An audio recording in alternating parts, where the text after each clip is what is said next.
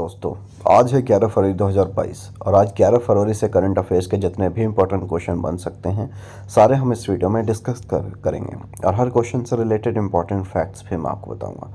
दोस्तों, अगर आपने इस चैनल को सब्सक्राइब नहीं किया है तो चैनल को सब्सक्राइब कर लो ताकि हर एक अपडेट आप तक टाइम पर पहुंच जाए। तो चलो दोस्तों, शुरू करते हैं आज के करंट अफेयर्स के अपडेट के बारे में।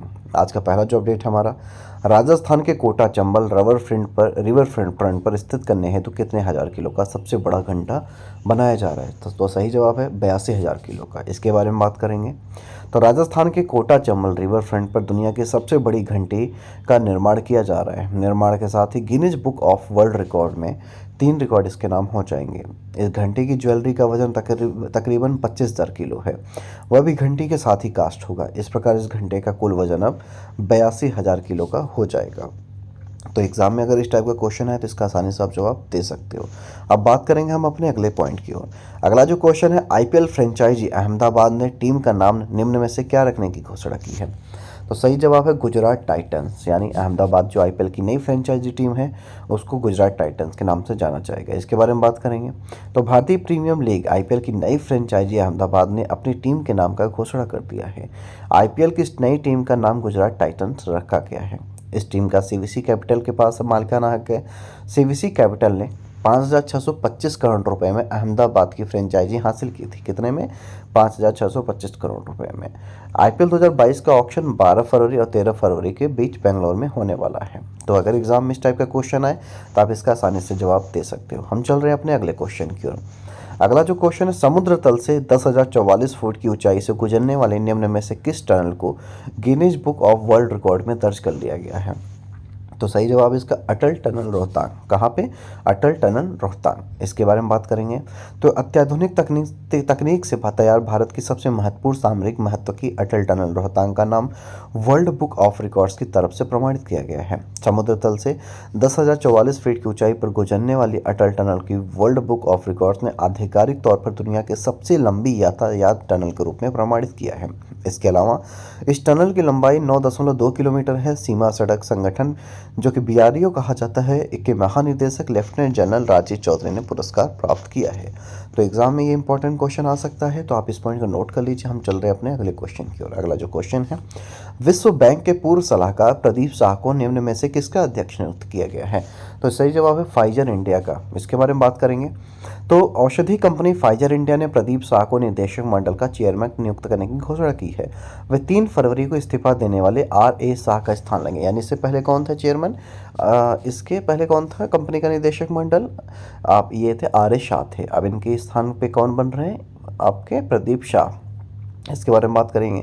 तो फाइजर इंडिया के प्रबंध निदेशक एस श्रीधर ने प्रदीप शाह को चेयरमैन बनाए जाने का घोषणा करते हुए कहा कि कंपनी रणनीतिक महत्व के मसलों पर उनके साथ मिलकर काम करेगी। प्रदीप शाह पहले भी वित्तीय विशेषज्ञ के तौर पर कंपनी के निदेशक मंडल से जुड़े रहे हैं। तो अगर एग्जाम में इस टाइप का क्वेश्चन आए तो ये आप इसका आसानी से जवाब दे सकते हो। हम चल रहे हैं अपने अगले क्वेश्चन की ओर। अगला जो क्वेश्चन है, केंद्र द्वारा शीर्ष स्तर पर नौकरशाही में फेरबदल के तहत हाल ही में किस वरिष्ठ नौकरशाह को वित्तीय सेवा विभाग में सचिव नियुक्त किया गया है? तो सही जवाब है संजय मल्होत्रा। इनके बारे में बात करेंगे। तो केंद्र द्वारा शीर्ष स्तर पर नौकरशाही में फेरबदल के तहत वरिष्ठ नौकरशाह संजय मल्होत्रा को वित्तीय सेवा विभाग में सचिव नियुक्त किया गया है। इसके अलावा राजस्थान कैडर के 1990 बैच के IAS अधिकारी मल्होत्रा अभी REC लिमिटेड में अध्यक्ष और प्रबंध निदेशक हैं। तो अभी किसे सेवा विभाग में सचिव नियुक्त किया गया है? संजय मल्होत्रा। आप ये पॉइंट नोट कर लीजिए। हम चलेंगे अपने अगले क्वेश्चन को। अगला जो क्वेश्चन है, किस राज्य सरकार ने हाल ही में गैर कानूनी धर्मांतरण पर रोकथाम विधेयक 2022 के मसौदे को मंजूरी दे दी है? तो सही जवाब है हरियाणा। इसके बारे में बात करेंगे। तो हरियाणा सरकार ने गैर कानूनी धर्मांतरण के रोकथाम विधेयक 2022 के मसौदे को मंजूरी दे दी है। आपको बता दें पिछले कई दिनों से दूसरे धर्मों के लोगों को धर्म परिवर्तन करवाकर अपने धर्म को बढ़ाने के बहुत सारे मामले सामने आए हैं। इसके अलावा इसमें लोग दूसरे धर्म के व्यक्ति से या अपने ही धर्म को गलत तरह से पेश करके शादी कराते हैं। वहीं कई बार ऐसे केस भी सामने आए जिसमें शादी के बाद दूसरे धर्मों को अपनाने के लिए जबरदस्ती की गई है। तो इसी वजह से गैर कानूनी धर्मांतरण रोकथाम हरियाणा में भी लागू कर दिया गया है। अब हम बात करेंगे अपने अगले पॉइंट की, अगले क्वेश्चन की ओर। अगला जो क्वेश्चन है, भारतीय रिजर्व बैंक ने रेपो रेट को कितने प्रतिशत पर बरकरार रखा है? तो सही जवाब है 4% पे रखा है। इसके अलावा बात करेंगे तो आरबीआई ने रेपो रेट में कोई बदलाव नहीं किया है और इससे 4% पर बरकरार रखा है, यानी आरबीआई ने लगातार 10वीं बार दरों को यथावत रखा है। इसके अलावा आरबीआई ने इसके साथ ही रिवर्स रेपो रेट को भी 3.35% पर बरकरार रखा है। केंद्रीय बैंक के बजट के बाद यह पहली और इस वित्त वर्ष की अंतिम त्रैमासिक मौद्रिक नीति है। तो पहले भी कितना रेपो रेट था एसबीआई का, आरबीआई का 4%, अभी कितना है 4%। अब हम बात करेंगे अपने अगले क्वेश्चन की और अगला जो क्वेश्चन है, हाल ही में किस देश ने चीन के उस बयान को खारिज कर दिया जिसमें फॉकलैंड द्वीप समूह पर अर्जेंटीना के दावे के समर्थन की पुष्टि की गई थी? तो सही जवाब है ब्रिटेन ने चीन के उस बयान को खारिज कर दिया। इसके बारे में बात करेंगे तो हाल ही में ब्रिटेन ने चीन के उस बयान को खारिज कर दिया जिसमें फॉकलैंड द्वीप समूह पर अर्जेंटीना के दावे के समर्थन की पुष्टि की गई थी। फॉकलैंड द्वीप समूह, जिसे मालवीनास द्वीप या स्पेनिश इस्लास मालविनीस कहा जाता है, दक्षिण अटलांटिक महासागर में यूनाइटेड किंगडम का अंतर्राष्ट्रीय स्वासी समुद्र पारी क्षेत्र है। अब आप ये पॉइंट नोट कर लीजिए। हम चलेंगे अपने अगले क्वेश्चन की ओर। अगला हमारा जो पॉइंट है, जिसे हम राष्ट्रीय करंट अफेयर्स के नाम से जानते हैं, तो पहला जो पॉइंट है, वर्ल्ड बुक ऑफ रिकॉर्ड्स द्वारा अटल सुरंग को 10,000 फीट से ऊपर सबसे लंबी राजमार्ग सुरंग के रूप में मान्यता दी गई है। यह सुरंग मनाली को लाहौल स्पीति घाटी से जोड़ती है। ठीक है। दूसरा जो पॉइंट है, 4,844 विदेशियों ने नागरिकता अधिनियम 1955 के तहत पिछले 5 वर्षों में भारतीय नागरिकता प्रदान की गई है। यानी कि आप ये पॉइंट इंपॉर्टेंट है, नोट कर लीजिए। अब हम बात करेंगे आर्थिक करंट अफेयर्स के बारे में। तो पहला जो पॉइंट है, भारत को पिछले 5 वर्षों में $339.55 बिलियन का प्रत्यक्ष विदेशी निवेश एफडीआई प्राप्त हुआ है। इसके अलावा टीएचडीसी इंडिया लिमिटेड ने राजस्थान में 10,000 मेगावाट की सौर परियोजनाएं स्थापित करने के लिए समझौते पर हस्ताक्षर किए हैं। ये सारे पॉइंट आप नोट कर लीजिए। हम चलेंगे अपने अंतर्राष्ट्रीय करंट अफेयर्स की ओर। तो पहला जो पॉइंट है, यूरोपीय संघ ने 2030 तक यूरोप में सेमीकंडक्टर की आपूर्ति को चौगुना करने की योजना का खुलासा किया है। इसके साथ ही आधार कार्ड पर आधारित यूनिटरी डिजिटल आइडेंटिटी फ्रेमवर्क को लागू करने में श्रीलंका की मदद करेगा भारत। जो अगला जो पॉइंट हमारा वो रिलेटेड है खेलकूद करंट अफेयर से। तो जैसा मैंने आपको ऊपर वीडियो में बताया कि अहमदाबाद आईपीएल फ्रेंचाइजी को गुजरात टाइटंस के नाम से जाना जाएगा। अब हम बात करेंगे 11 फरवरी की महत्वपूर्ण घटनाओं के बारे में, यानी वो कौन कौन से महत्वपूर्ण घटनाएं घटी हैं 11 फरवरी को, उसके बारे में बात करेंगे। तो पहला जो पॉइंट है, 1613 में मुगल शासक जहांगीर ने ईस्ट इंडिया कंपनी को सूरत में कारखाना लगाने की अनुमति दी थी। कब की थी? आज ही के दिन किया था, 11 फरवरी को। अगला जो पॉइंट है, 1889 में जापान में संविधान लागू हुआ था, यानी आज ही के दिन जापान में संविधान लागू की गई थी।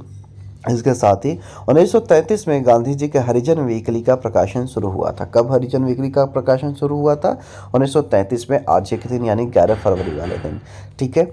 अगला जो पॉइंट है, 1942 को प्रसिद्ध समाज सेवी जमना लाल बजाज का निधन हुआ था। कब हुआ था? आज के दिन 11 फरवरी को। साथ ही साथ 1959 को भारतीय क्रिकेटर वीनू मांकड़ ने अपना आखिरी टेस्ट वेस्टइंडीज के खिलाफ दिल्ली में खेला था। कब खेला था? आज ही के दिन दिल्ली में खेला था उन्होंने वेस्टइंडीज के खिलाफ। तो कब हुआ था ये? आज ही के दिन, यानी 11 फरवरी वाले दिन। हम बात करेंगे अपने अगले पॉइंट की ओर। अगला जो पॉइंट है, 1990 में दक्षिण अफ्रीका के अश्वेत नेता नेशनल मंडेला 28 वर्षों बाद जेल से रिहा किए गए थे। कब किए गए थे?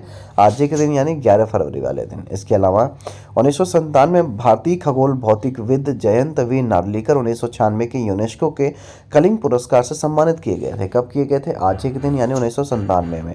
साथ ही साथ अगला जो पॉइंट है, 2009 में असमिया के प्रसिद्ध लेखक डॉक्टर लक्ष्मी नंदन बोरा को सर्वश्रुति सम्मान देने की घोषणा की गई थी। कब की गई थी?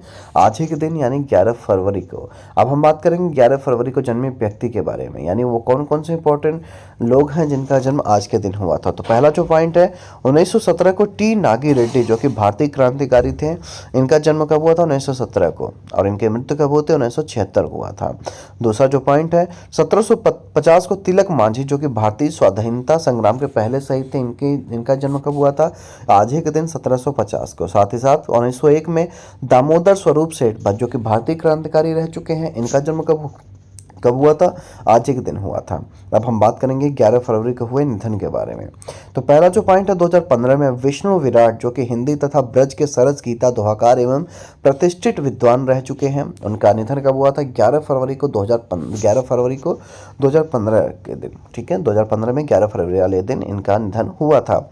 अगला जो पॉइंट, 1945 में हरे कृष्ण जौहर जो कि हिंदी के आरंभिक उपन्यास लेखकों में से एक है, उनका निधन कब हुआ था? 1945 को हुआ था। साथ ही साथ 1942 को जमनालाल बजाज जो कि स्वतंत्रता संग्राम सेनानी और इसके साथ उद्योगपति और मानव शास्त्री भी हैं, तो इनका निधन कब हुआ था? 1942 में, आज ही के दिन। साथ ही साथ 1968 को दीनदयाल उपाध्याय जो कि राजनीतिज्ञ हैं, इनका निधन कब हुआ था? 1968 में, आज ही के दिन। अब हम बात करेंगे अगले पॉइंट की ओर। तो 1977 में फखरुद्दीन अली अहमद जो कि भारतवर्ष के 5वें राष्ट्रपति रहे थे, इनका निधन भी कब हुआ था? आज ही के दिन, 1977 में। साथ ही 1993 में कमाल अमरोही जो कि प्रसिद्ध फिल्म निर्माता निर्देशक रह चुके हैं, इनका निधन भी कब हुआ था? 1993 में, आज ही के दिन। साथ ही साथ 1989 में पंडित नरेंद्र शर्मा हिंदी के प्रसिद्ध कवि, लेखक एवं संपादक, इनका भी निधन 1989 में आज ही के दिन हुआ था। तो दोस्तों, ये रहा आज के करंट अफेयर्स का अपडेट के बारे में। उम्मीद करता हूँ कि आपको कुछ आज नया सीखने को, जानने को जरूर मिला होगा। अगर आपको कुछ नया सीखने को, जानने को मिला है तो इस वीडियो को लाइक करें और कमेंट सेक्शन में हमें जरूर बताएं। मिलेंगे हम कल एक नई तरह के तकनीकी के साथ, एक नई तरीके की स्किल्स के साथ। तब तक के लिए जय हिंद, जय भारत।